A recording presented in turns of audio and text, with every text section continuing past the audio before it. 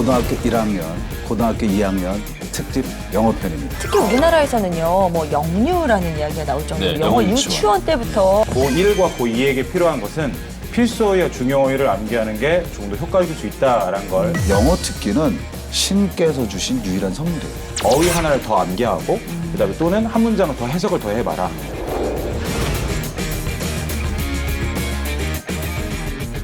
합격 역시 만들어져 있는 것이 아니라 수험생 여러분들이 만들어갈 뿐입니다.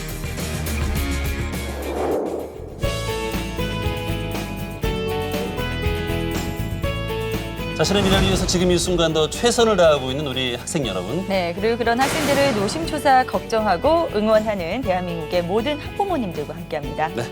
시청자와 함께 고민하고 제안하는 맞춤형 입시 컨설팅 대입 상급작전 난 원하는 대학 간다의 입시 전문 캐스터 박찬입니다. 안녕하세요. 저는 입시 코디네이터 송상은입니다.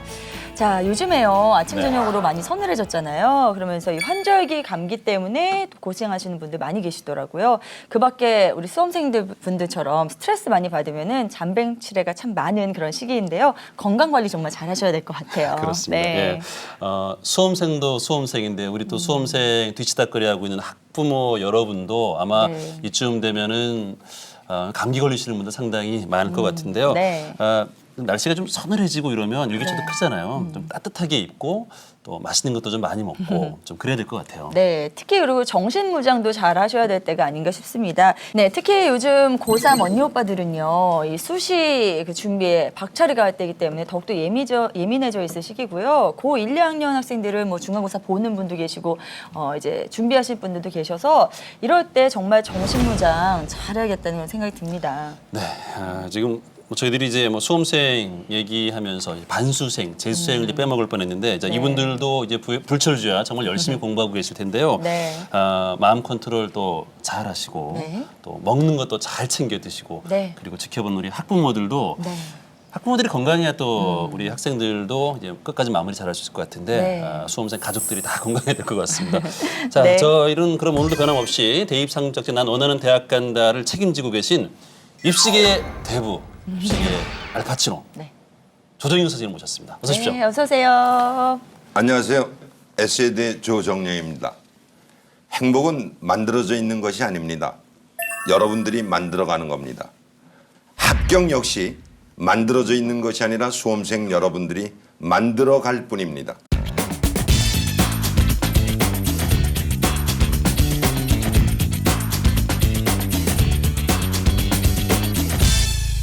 소문에 의하면요, 조정현 선생님께서 이 오프닝 정하시는 일주일에 상당 부분을 할애하신다고 해요. 네. 그래서 그래요? 매주 이렇게 주옥 같은 멘트가 나오는 겁니다. 네. 저는 그냥 나오는 줄 알았는데 또 준비를 많이 하셨나요? 굉장히 열심히 준비하신다고요. 네. 저는 입시 정보를 객관적이고 체계적으로 분석하는 입시계 마스터 조병신 선생님도 함께합니다. 네. 어서 오세요. 안녕하세요. 네. 안녕하세요. 일산 송수학학원 원장 조병식입니다. 이맘때쯤 수시 준비 때문에 수능 공부가 굉장히 소홀해지는 시기입니다. 따라서 수능 성적도 뚝뚝뚝 떨어지는 시기입니다. 마지막까지 지금까지 학습 습관을 유지하면서 끝까지 차분하게 완성해 가시기 바랍니다.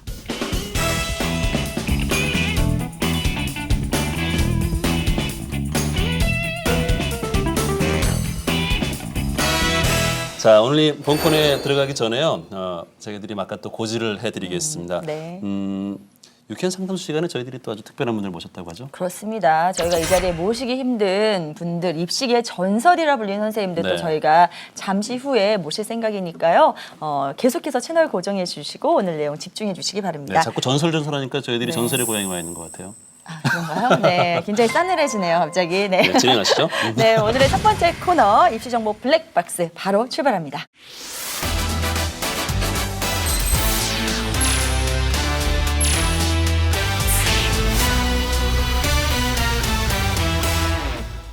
네, 이번 코너는요. 수험생과 학부모의 원하는 대학교의 학과만을 엄중하게 선정해서 소개해드리는 시간입니다. 이 마케팅에서 유용하게 사용되는 수업 분석을 이용해서 강점, 약점, 그리고 기회, 위기면으로 나눠서 자신이 원하는 대학에 들어갈 수 있는지 입체적인 정보를 드리는 대학별 스왑 분석 시간입니다. 네, 정말 저희가 이 시간에 전해드리는 학교에 네. 대한 분석은 어디서도 찾기 어려운, 정말 학교를 다녀봐야 아는 그런 정보들을 어떻게 얻었냐 싶을 정도로 이렇게 앞서가는 정보니까요. 여러분들께 많은 도움을 드리고 있는 것 같은데요. 그래서 오늘 분석해 주실 곳도 굉장히 궁금해집니다. 자, 선생님 오늘 어떤 곳을 소개해 주실 건가요? 예, 제가 이번 주에 소개해드릴 대학교는 많은 사람들은 포항공대라고 알고 있습니다. 네. 포스텍이죠. 포항공대에 대해서 설명해드리겠습니다. 네. 네. 기성세대들에게는 이제 네. 포항공대로 알려져 있는데 이제 포스텍이 정식 예, 명칭이죠. 그렇죠. 예. 그렇군요. 예전에 정말 공부 좀 한다 하는 친구들은 다 포항공대를 네. 꿈꾸던 그런 시절이 있었는데요. 오늘 이 학교를 선정해 오신 이유 좀 들어볼 수 있을까요?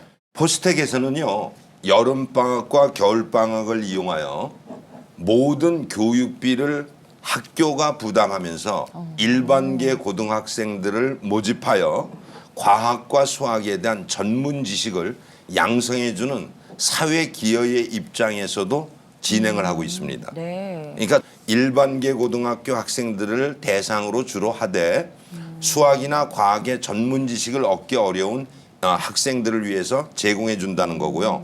학교 자체로는요, 학과의 경계선이 거의 없습니다. 네. 그러니까 1, 2학년 동안에는 모든 교양학부 과정을 통해서 공부를 한 다음에 네. 자신이 원하는 학교, 자신이 원하는 자신과 맞는 적성 이런 학과를 선택하게 된다는 게 또 다른 대학과의 차이점이고요. 네.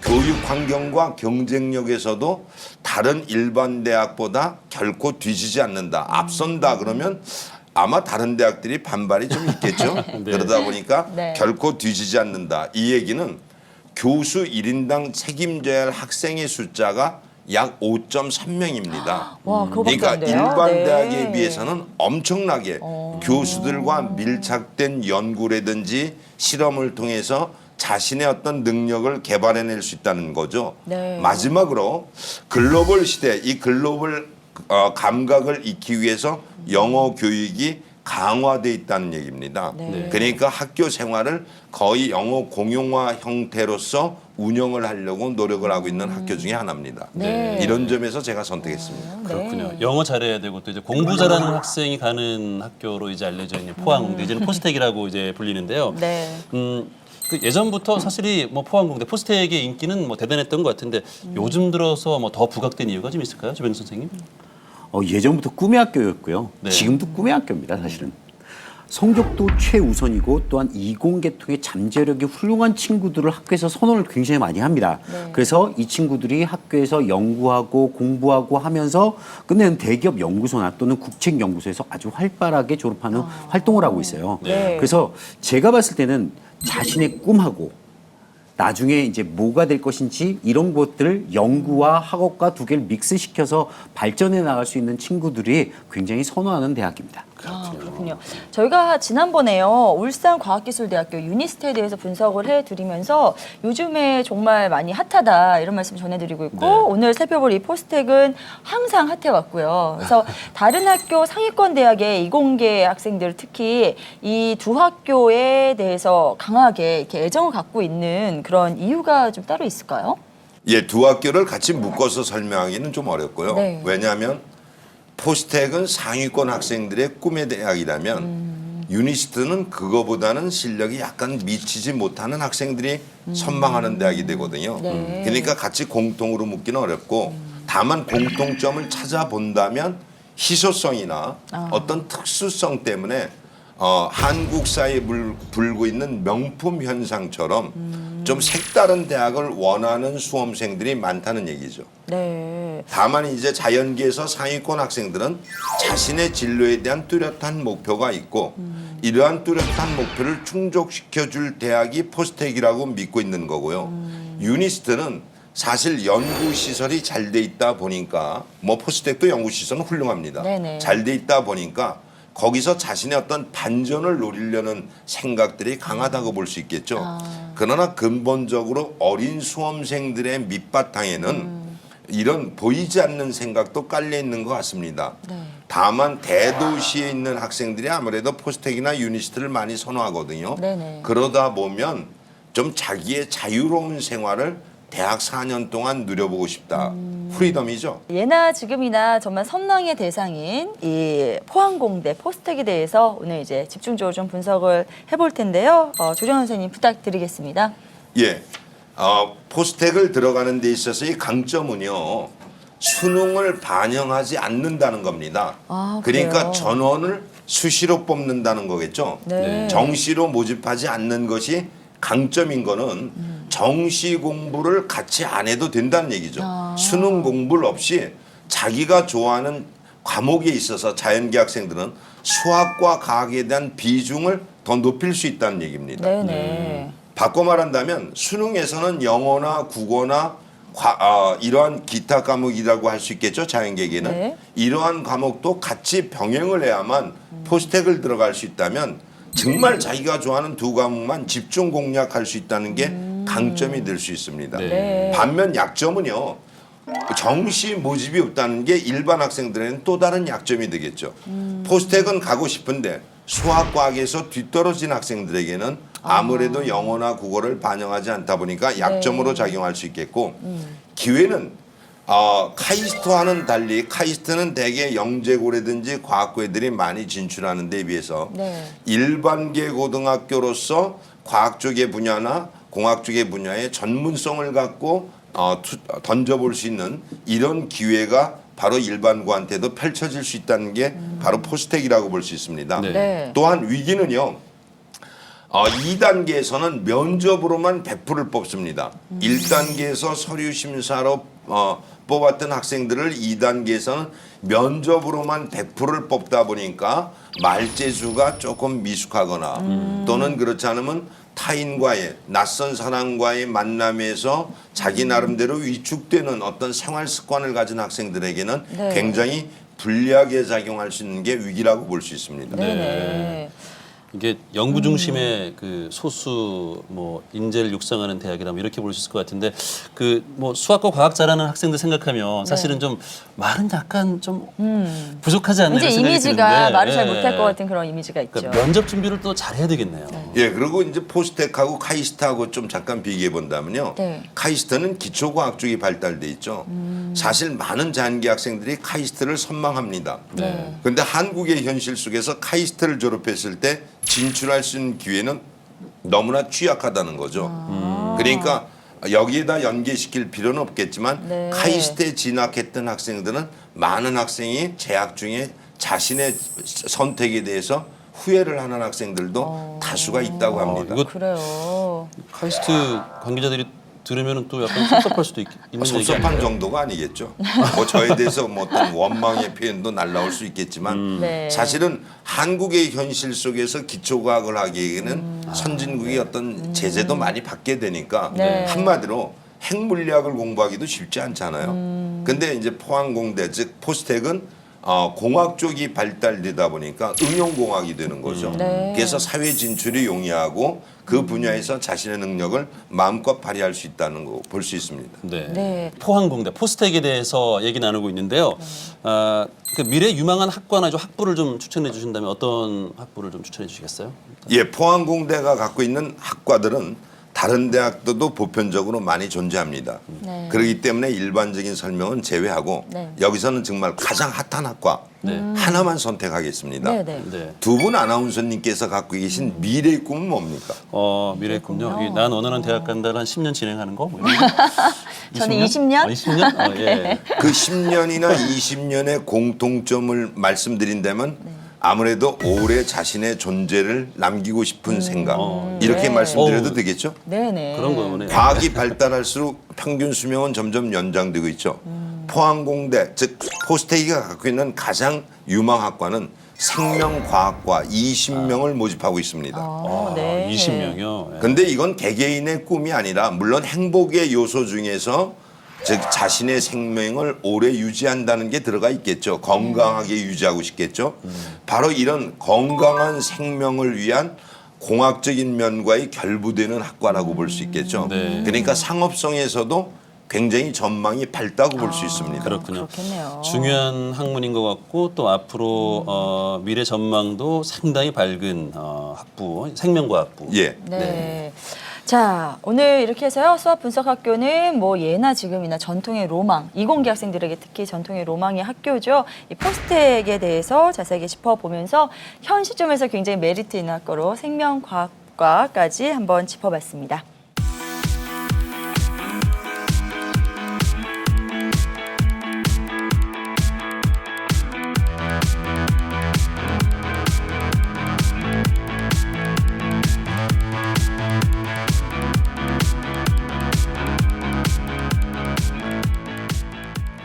다음 순서는요. 입시에 관한 진실과 거짓.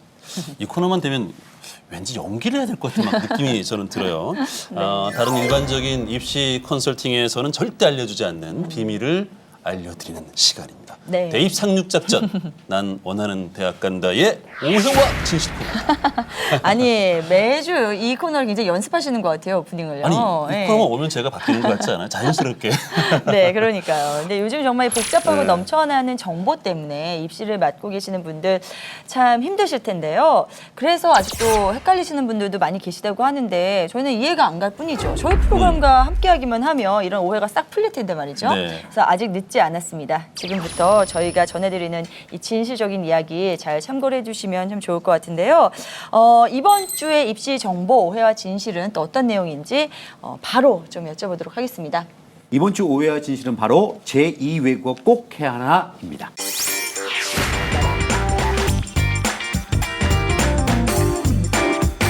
저희가 일단 답은 알아요. 이제 많이 해봤으니까. 물어보는 건 보니까 네. 꼭 안 해도 된다. 그렇죠. 그렇죠? 네. 네, 필요한 사람만 하면 된다. 뭐 이게 답이겠지만 왜 그래야 되는지 설명 구체적으로 좀 해주시죠. 들어가면 또 저희들이 세밀하게 알아야 될 부분도 있을 것 같아요. 네. 네. 결론은 안 해도 된다입니다. 네, 딱 잘라서 그냥 안 해도 된다요? 네. 왜 그런 건가요? 학생부 종합 또는 학생부 교과에서 들어가는 학교가 두 학교밖에 없습니다. 바로 제외고. 서울대학교하고 교대만 들어갑니다. 서울대학 교대는 전 과목이 다 들어가요. 네. 그러니까 그 나머지 친구들은 전혀 할 이유가 없죠. 또한 수능에서도 사실 의미가 없습니다. 저희가 계속해서 수능에서 문과 친구들한테 제2외국어 선택해서 교실을 배정받아라 라고 하는 것은 그냥 단순하게 분위기가 좋기 때문에 그렇게 하라라는 겁니다. 그래서 결론은 안 해도 된다입니다. 그렇군요. 안 해도 된다. 네. 그러면 또 그 해도 된다는 학교도 있는 거 아니에요? 네, 반드시 있죠. 아까 말씀드렸듯이 서울대와 교대들은 전 과목을 반영을 해요. 네. 그렇기 때문에 반드시 해야 됩니다. 성적이 안 좋으면 교대나 서울대나 어차피 점수가 높은 거 아시잖아요. 네. 내신 점수가 높아야 되는 거 아시죠? 그러니까 불리하겠죠. 그런데요, 이 나머지 과목으로 내신 올리는 방법 중에서요, 이 제2외국어가 그래도 좀 어학적으로 만만하다 하는 친구들에게는 그래도 여기서 좀 기회를 얻어보는 건 어떨까 하는 생각이 드는데요. 아, 또 상은 씨 또 진짜 완벽하게 잘못된 정보를 또 알고 계시네요. 아, 네. 어째서 그런 건가요? 아, 네. 제가 앞에서 말씀드렸다시피 서울대하고 교대를 제외한 대부분의 대학에서는 내신 반영은 문과에서는 국어, 영어, 수학, 사회만, 이과에서는 국어, 영어, 수학, 과학만 반영을 하죠. 네. 절대로 내신에서 대체가 불가능합니다. 그래요. 네, 근데 상은 MC께서 잘못 알고 계신 게 뭐냐면 정시에서 대체가 가능하다라는 얘기입니다. 정시에서요? 네네, 그렇죠. 그 정시에서 두 과목을 선택하죠. 사탐 두 과목. 네네. 그런데 네. 사탐 두 과목 중에서 두 과목보다 외국어 점수가 하나 높았어요. 그럼 대신 대처를 할 수 있는 거예요. 정시에서 대처 가능한 거지 내신에서는 대처가 불가능합니다. 몇 년 전부터 중국에 대한 뭐 열풍이 또 일고 있잖아요. 네네. 중국에 대한 관심도 상당히 많아졌는데 이렇게 그 중국어 학과나 또 자신이 전공하려는 어떤 외국어 학과가 있을 거 아니에요. 이런 것들은 좀 준비를 하면은 실질적으로 도움이 좀 되지 않나요?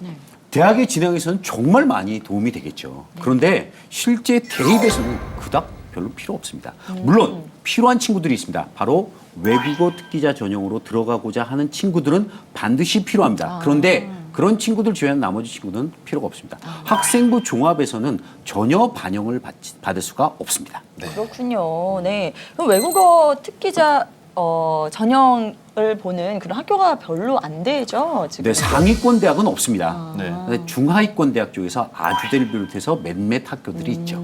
그렇군요. 자, 대입상금 제작진 난 원하는 대학 간다의 이 든든한 두 선생님 모시고 오늘도 오해와 진실 코너를 진행해봤습니다. 네, 저희 계속해서 다음 코너죠. 유쾌한 상담소 이어가야 될 텐데요. 오늘은 또 특별한 선생님 두 분께서 알찬 내용 준비하고 계신다고 하니까요. 네. 많은 기대해 주시고요. 저희는 바로 지금 시작하도록 하겠습니다.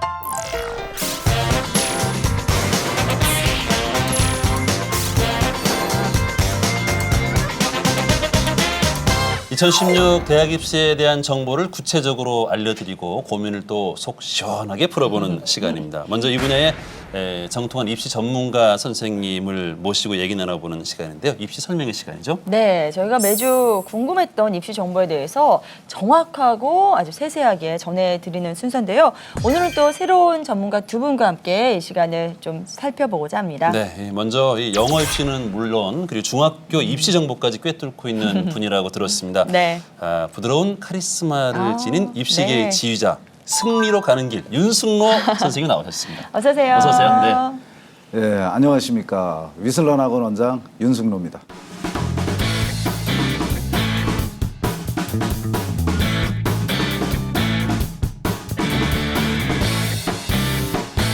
이분 역시 영어 입시에 관해서라면 정말 소문이 자자하게 났을 정도로 굉장하신 분입니다. 입시계 early adopter이신 네. 잭 선생님 나오셨습니다. 어서 오세요. 네, 안녕하십니까. 네, 안녕하세요. 네. 목동 하이CNC 고등부 영어를 가르치고 있는 잭이라고 합니다. 반갑습니다.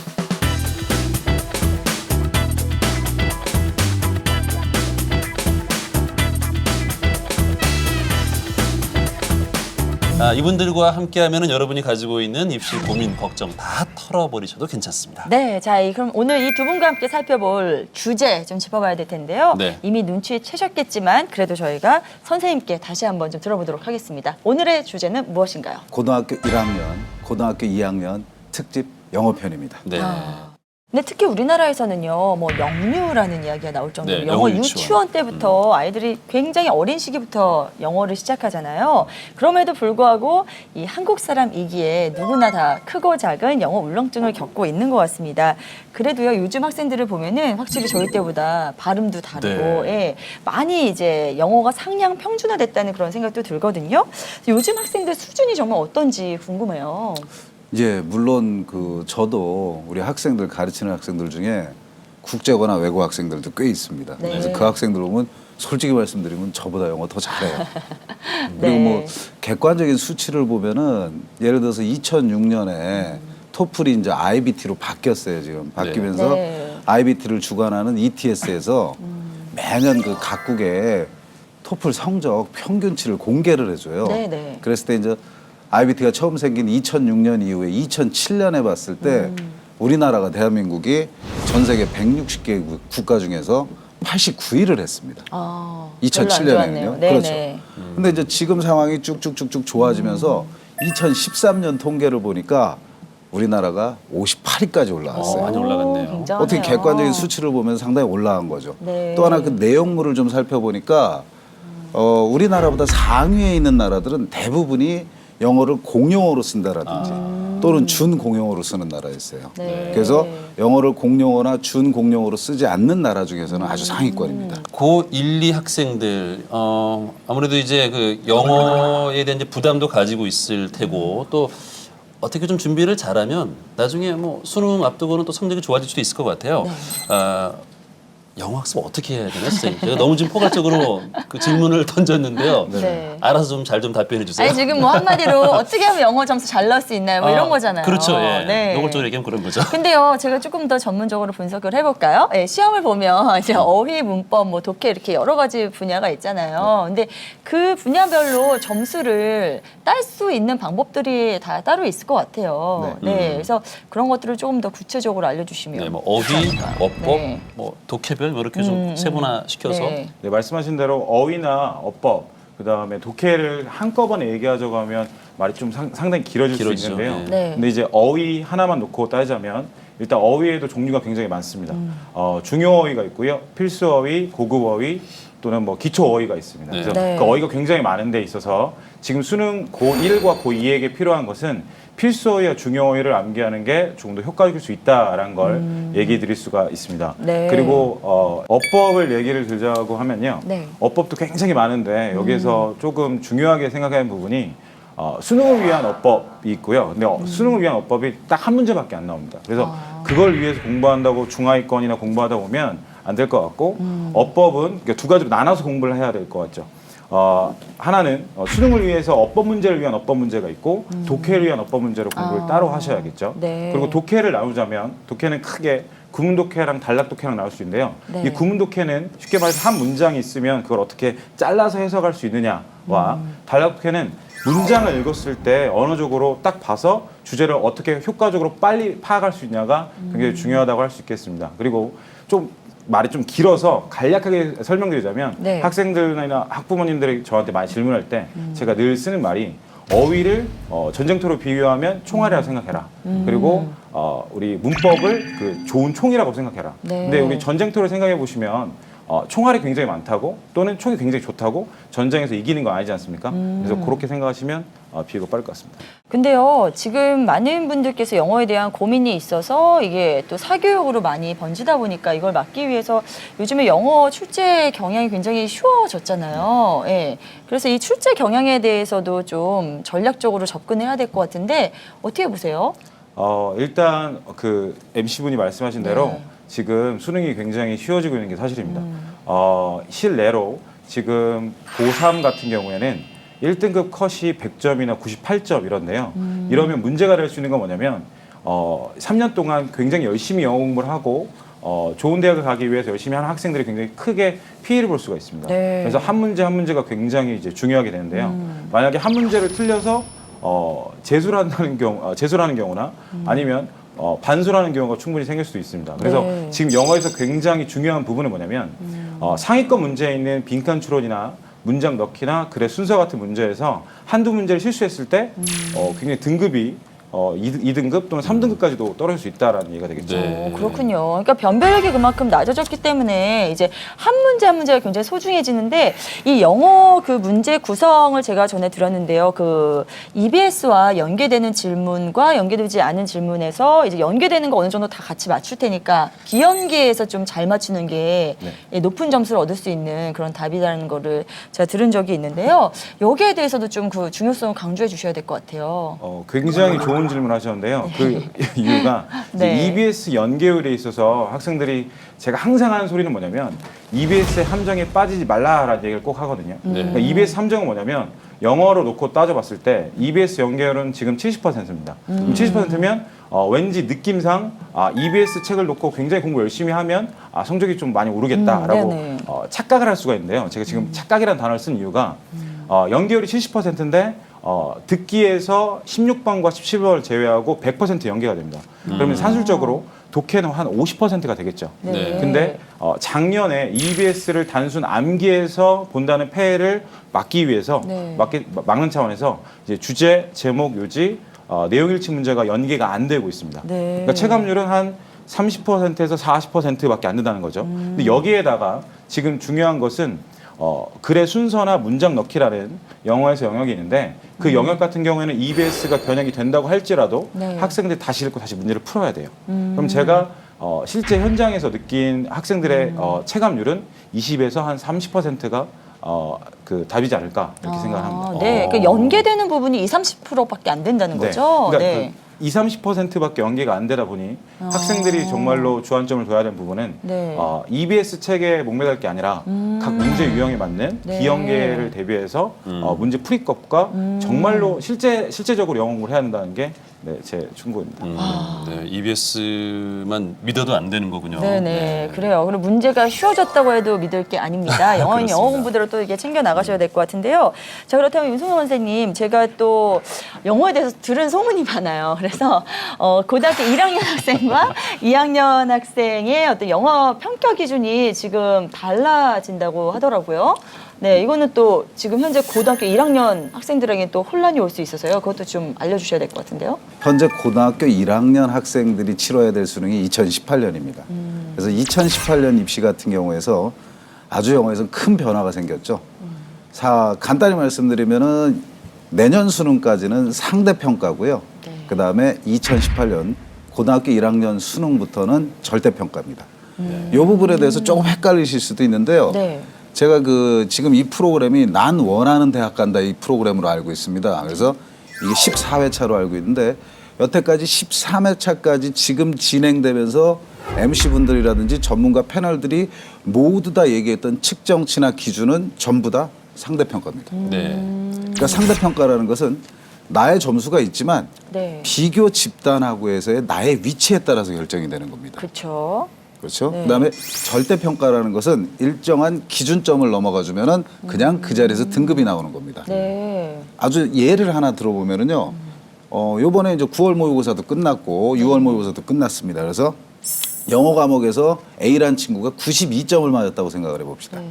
그럼 현재 상황에서 이 친구가 92점 맞았을 때는 현재 위치를 놓고 보면은 100분위로 놓고 봤을 때 상위 85% 정도 차지합니다. 네. 네. 그러면 지금 현재 등급표로 봤을 때는 1등급이 4%, 2등급이 11%, 3등급이 23%니까 이 친구는 등급이 3등급이 되는 것이죠. 그렇죠. 네. 근데 이제 고등학교 1학년 학생들 때부터 적용되는 절대평가는 90점이 넘으면 1등급, 80점이 넘으면 2등급, 70점이 넘으면 3등급 이렇게 가는 거죠. 그러니까 네. 똑같은 92점을 맞더라도 이 친구는 만약에 고등학교 1학년이었다 그러면 1등급이 되는 것이죠. 네. 엄청난 차이가 있는 것이고 그러다 보니까 여기엔 또 장단점이 발생하겠죠. 네네. 그러니까 예를 들면은 영어를 아주 뛰어나게 능숙하게 잘하는 친구들 외고나 국제고 학생들 같은 경우는 상당히 불리하죠. 그렇겠죠. 영어의 변별력이 네. 떨어지니까 또 반대급부로 얘기를 해준다 그러면은 중상위권 학생들 영어를 뭐 2등급이나 3등급 맞았던 친구들 같은 경우 조금만 더 노력해주면 1등급으로 전부 다 올라갈 수 있는 장점이 있고요. 네. 네. 여기서 끝나면 안 될 게 거기에 맞춰서 대비책도 있어야겠죠. 네. 그러니까 현재 대학 입시의 전형 기준은 수능하고 내신이잖아요. 네. 그렇죠. 그렇죠? 근데 지금 고등학교 1학년 학생들이 절대평가로 바뀐다라고 얘기를 하면은 수능의 변별력이 약해지죠. 네. 그러면 남아있는 게 뭐가 있습니까? 내신. 내신이죠. 네. 그럼 고등학교 1학년 학생들은 영어 내신에 일단 전력 투구를 해줘야 된다는 어려움이 생긴 것이고요. 그다음에 또 하나, 죄송합니다. 또 하나 같은 경우는 네. 과연 대학교에서 지금 영어가 이렇게 변별력이 없는데 이 수능을 그대로 반영할 것이냐 이런 문제도 발생합니다. 네. 따라서 자칫 잘못하면 저희들이 원하진 않지만 본고사 형태의 영어가 부활할 수도 있다라는 문제가 발생합니다. 네. 그런데요, 이 영어에 대한 기본적인 능력이나 아니면 영어에 대한 관심이 예전보다 많이 올라와서 영어를 잘하는 학생들이 많아졌다 하더라도 분명히 이제 5등급 되는 학생들이 있을 거란 말이에요. 이 영어가 힘든 그런 학생들은 좀 어떻게 좀 방법이 없을까요? 지금이라도 하면 좀 될까요? 네, 5등급 일단 맞는 학생들은요. 네. 일단 기본적으로 저한테도 와서 많이 묻는 질문이 선생님 저는 영어 공부를 나름대로 열심히 한다고 생각하는데 왜 안 늘어나는지 잘 모르겠어요라고 이제 질문하는 경우가 굉장히 많거든요. 네. 그런데 보통 학생들이 생각하는 게 어법이나 문법 정리가 안 돼서 자기는 5등급이다라고 생각을 해요. 그래서 가장 먼저 어법이나 문법을 정리하면 점수가 상승하겠지라고 생각을 하는데 네. 아까 전에도 말씀드렸다시피 수능에서는 어법 문제가 단 한 문제밖에 안 나옵니다. 네. 근데 그 어법을 위해서 어법을 정리한다라는 것은 조금 말이 안 맞는 말이고요. 네. 5등급 학생한테 정말 제가 드릴 수 있는 충고는 일단 어휘 문제다라고 얘기할 수 있겠습니다. 그러니까 그 어휘가 너무 약하다 보니까 일단 딱 보면 한 문장이 딱 있으면 그 한 문장 자체가 의미가 해석이 안 되는 거죠. 그러니까 의미가 자기한테 오지 않으니까 이게 무슨 문장인지 모르고 대충 감으로 그러니까 자기가 알고 있는 단어가 몇 개가 이렇게 있으면 그걸 가지고 유추해서 정답을 찍는 습관을 들여서 좀 그런데요. 그래서 저는 제가 드릴 수 있는 문장, 그 해결책은 네. 일단 한 문제를 덮을 바에는 어휘 하나를 더 암기하고 그다음에 또는 한 문장을 더 해석을 더 해봐라라는 게 해결책일 것 같습니다. 아니 네. 학생들이 옛날에는 저 때는 무슨 뭐 거로복화 뭐 이런 거 가지고 그냥 막 외웠거든요. 외우고 막 써가면서 이렇게 외웠었는데 네. 요즘 학생들은 이 어휘 공부할 때 뭐 특별히 어떤 뭐 교재가 있나요? 아니면 어떻게? 어휘도 시중에 나와 있는 교재가 굉장히 많은데요. 네. 이제 여기서는 제 비법인데 제 비법을 말씀드리자면 어휘로 단순히 그냥 무조건 학생들이 시험용 암기를 해요. 예를 들면 A4 같은 거나 단어장을 가지고 그렇게 계속 눈으로 봅니다. 하지만 지금 우리가 말하는 영어는 언어입니다. 그러니까 언어는 말로 해봐야 되는데 계속 반복하는 게 가장 좋은데요. 그러니까 단어를 하나를 암기할 때 그냥 단순히 그냥 눈으로 보고 암기하면 언젠가는 이제 기억에서 점점 이제 없어지니까 제가 주로 학생들한테 하는 방법은 그 단어가 있으면 그거를 그림으로 그려봐라. 네. 또는 유의어를 걷다가 써봐라. 또는 반의어를 써봐라. 또는 자기가 알고 있는 경험으로 문장 하나만 만들어봐라. 이래도 기억이 훨씬 더 오래 나오는데 또는 이제 요 근래 하면 말장난이라고 이제 얘기하는 것들이 있거든요. 네. 예를 들면 펄라는 단어가 있으면 퍼붓다 해서 그렇게 해도 암기하는 방법이 있고요. 암기 방법이 굉장히 많습니다. 그 방법 중에서 학생한테 가장 맞는 방법을 고르시는 게 가장 현명하다고 생각합니다. 네, 이렇게 해서 고1 특집 영어편에 대해서 알아봤습니다. 영어에 대해서 자신 없는 우리 학생 여러분도 조금 전에 잭 선생님이 얘기해 준 것처럼 그런 정보를 가지고 팁을 가지고 네. 또 자기만의 방법을 찾아간다면 또 분명히 해법이 보이지 않나 하는 생각이 듭니다. 꼼꼼하게 준비하면 다 또 길이 보일 거예요. 그래요. 네. 특히 오늘 저희 순서가 고등학교 1학년, 2학년 분들에게 도움이 된 유용한 시간이었기를 바라면서 저희는 계속해서 상담 코너 이어가도록 하겠습니다.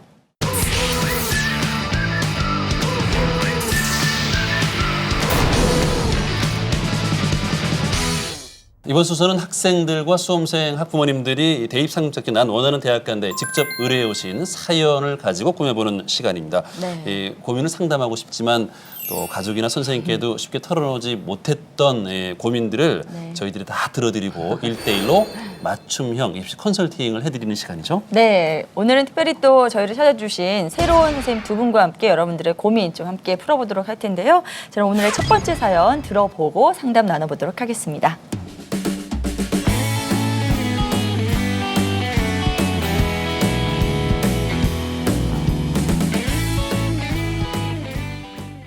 서울 창천동에 살고 있는 고1 학생입니다. 어학 쪽보다는 수학이나 특히 물리 과목을 좋아하는 편이라 영어나 국어 점수가 뒤처지는 편인데요. 그렇다고 제가 좋아하는 수리 계열 과목만 하다가는 국어나 영어 모두 모의고사나 내신의 비중이 크기 때문에 무시할 수 없다는 생각이 듭니다. 제 내신 성적은 국어 5등급, 영어 6등급, 수학 2등급, 과학 1등급이고요. 한국사는 2등급 정도입니다.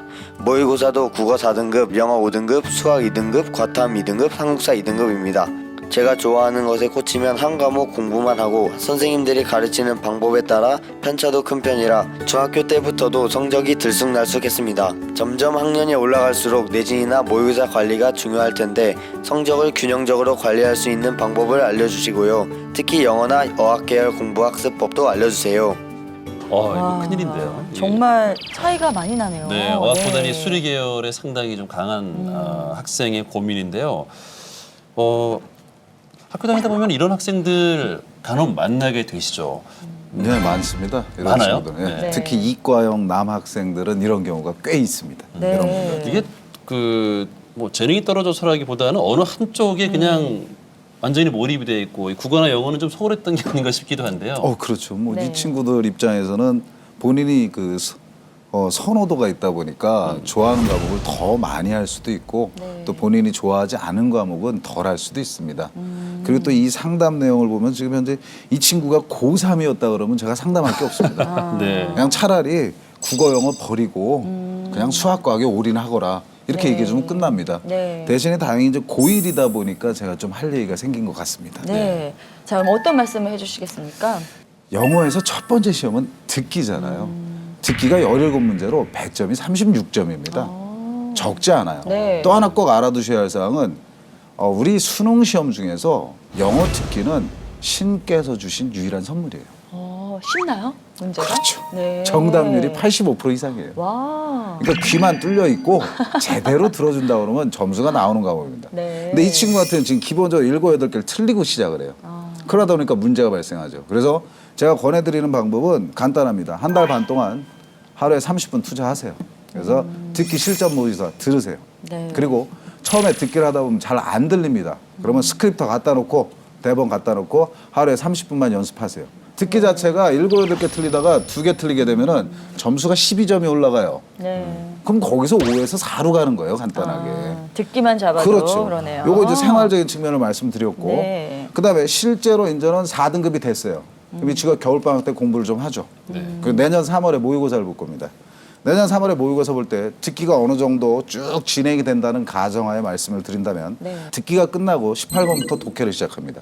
그랬을 때 이 친구가 지금 4까지 왔단 말이에요. 독해를 진행할 때는 첫 번째 18번부터 27번까지는 아까 말씀드렸지만 글의 목적, 주제, 제목, 요지, 일치, 불일치, 안내문입니다. 네. 10개 충분히 맞힐 수 있습니다.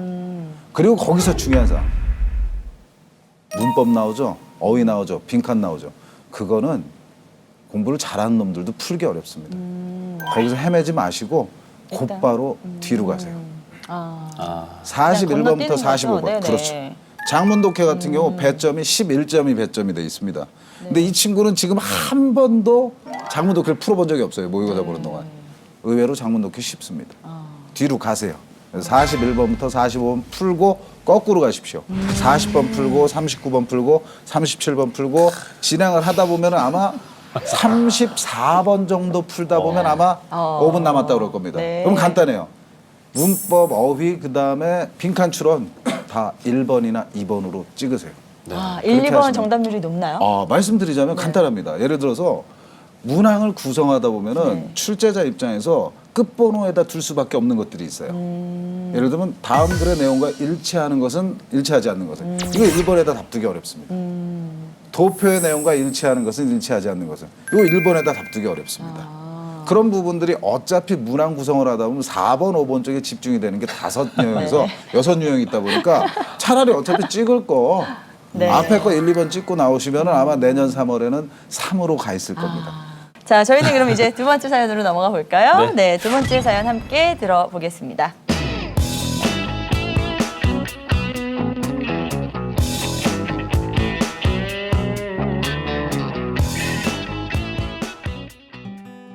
안녕하세요. 저는 아직 문과나 이과를 정하지 못한 고1 여학생입니다. 친구들을 보면 방학을 보내고 와서인지 진로에 대한 결정이 분명한 편인데 저는 아직도 제가 문과를 택해야 할지 이과를 택해야 할지 옳은 선택일지 매일 고민입니다. 요즘 흔히 말하는 선택장애가 심한 편인데요. 실은 학교 매점에 가서 뭘 먹어야 할지도 한참을 고민하는 트리플 소심형인데 제일 중요한 문이과 진로를 정해야 한다는 게 스트레스입니다. 제 성적은 내신은 국어와 영어가 3등급 정도 나오고요. 수학과 과학도 비슷하게 3, 4등급 정도이고 한국사는 2등급입니다. 모의고사는 국어와 영어가 3등급이고 수학은 3등급, 과탐은 4등급, 한국사는 3등급입니다. 국제학과 같은 과에 가서 UN 인턴십을 경험해보고 싶기도 하고 유전공학과에도 관심이 있어서 줄기세포나 유전학이 발달된 미국이나 유럽 쪽에서 공부를 하고 싶습니다. 문이과 선택은 못했지만 제가 하고 싶은 건 외국에 나가고 싶다는 점입니다. 일단 영어부터 공부를 해야겠죠? 영어 성적을 어떻게 꾸준하게 관리하는지 학습법은 어떻게 해야 할까요? 네, 일단 뭐 매점에서 뭘 먹어야 할지 모르겠다는 건 선택장애가 맞는데 그래요? 문이과 선택을 아직 못한 그거는 선택장애는 아닌 것 같고 정말 저도 그런데 식당 가서 뭐 먹는 거 선택 잘 못하는데. 충분히 이제 고려를 해야 될 그런 사안인 것 같은데요. 예. 어쨌든 그 중심에 이 학생은 지금 영어가 있습니다. 이런 상황에서 영어 준비 어떻게 해야 될지 이번에는 잭 선생님께 좀 여쭤볼게요. 수학을 못하니까 문과, 그다음에 또는 이제 이과 학생은 영어를 못하니까 이과 이런 식의 결정 방법이 굉장히 많은데요. 먼저 그거는 정말 잘못된 방법이다라고 좀 얘기해드리고 싶은데 네. 저도 솔직히 저도 약간 선택 장애가 있는데요.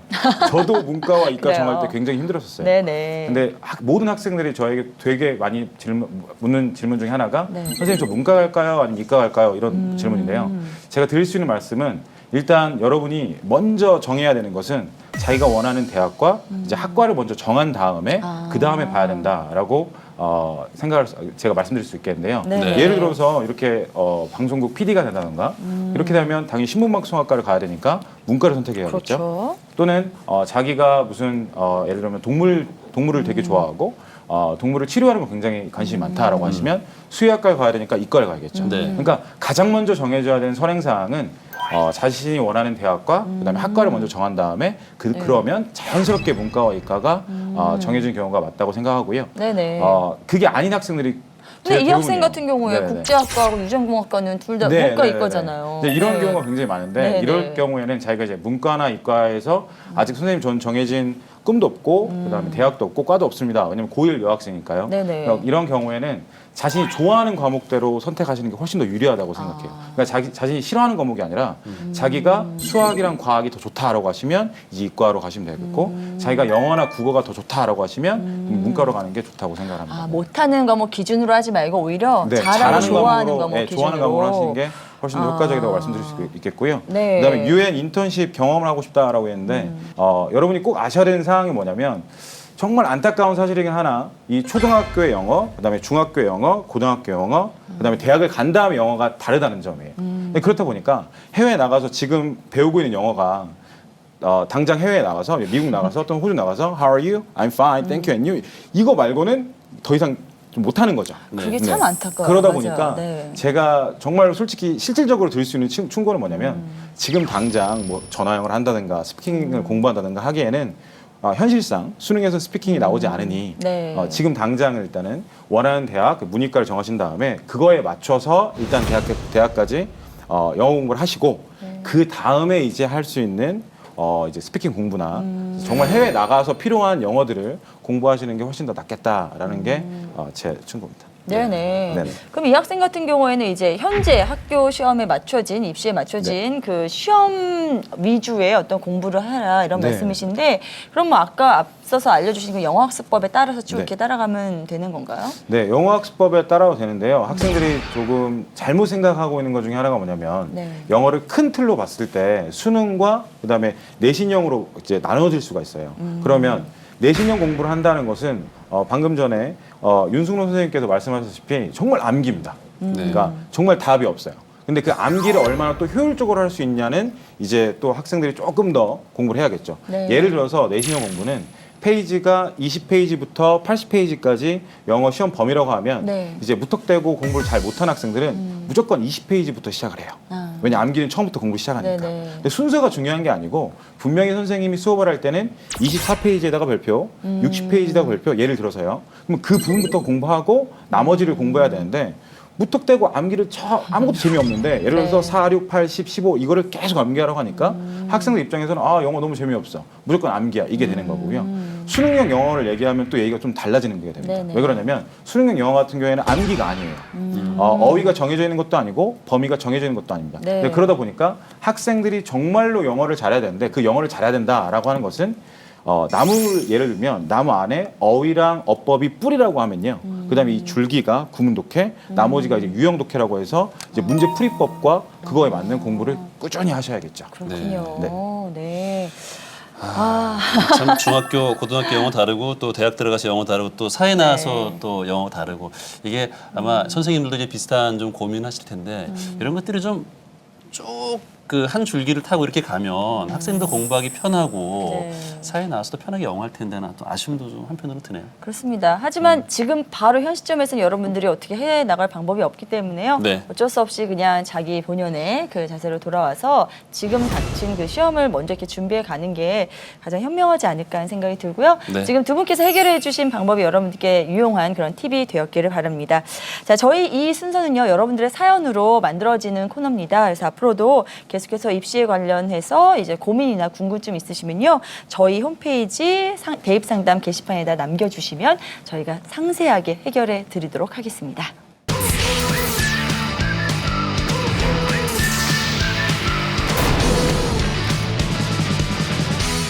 네, 이렇게 해서 입시 전문가 선생님 두 분을 모시고 입시를 앞둔 수험생 여러분 그리고 학부모님들을 위한 입시 컨설팅을 해드렸습니다. 오늘 정말 알찬 시간이었던 것 같습니다. 네, 대입 상륙작전 난 원하는 대학 간다. 오늘 저희가 준비한 내용은 여기까지고요.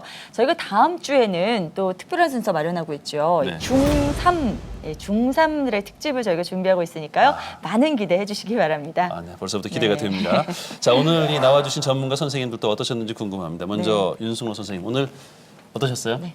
즐거웠고 편했습니다. 그 같이 했던 뭐 수험생도 학부모도 많이 편했을 것 같다는 생각이 들어요. 그래요. 네, 아주 편안하게 설명을 잘 해주셨는데요. 우리 잭 선생님은 어떠셨는지? 단순히 영어만 잘 가르치는 게 중요한 게 아니라 이 프로그램 이름처럼 나는 원하는 대학 가기 위해서는 이 선생님들이 입시 정보를 풍부하게 알고 있어서 학생들에게 바른 입시 정보를 알려줘야겠다라는 생각을 좀 하게 되겠습니다. 네. 네. 다음에 저희들이 한 번 더 모셔야 되겠어요. 이제 그러게요. 정말 할 만하니까 이제 떠나야 되는 거잖아요. 그러니까요. 자, 저희가 또 다음 시간 두 분과는 기약을 하면서 이 시간 마무리 짓도록 하겠습니다. 네. 자, 저희는 다음 주 이 시간에 보다 알찬 내용 가지고 다시 찾아오겠습니다. 네, 고맙습니다. 고맙습니다.